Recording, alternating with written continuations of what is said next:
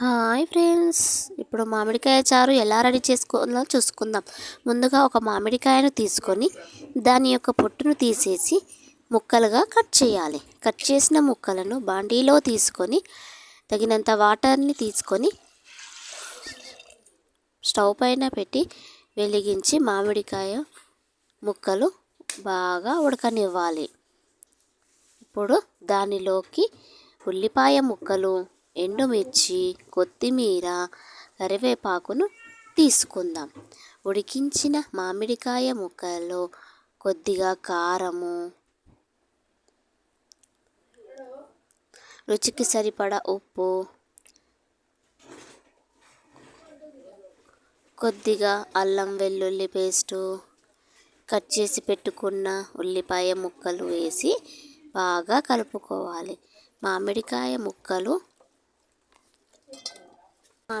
ముక్కలు నీటిలో కరిగేంత వరకు బాగా మెదుపుకోవాలి.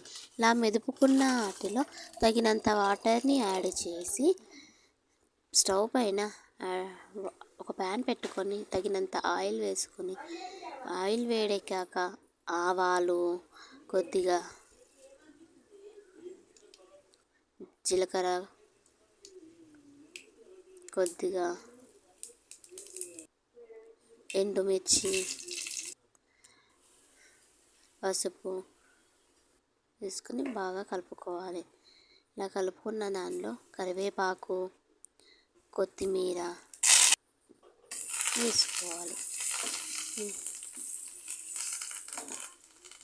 దీనిని చారులోకి యాడ్ చేయాలి.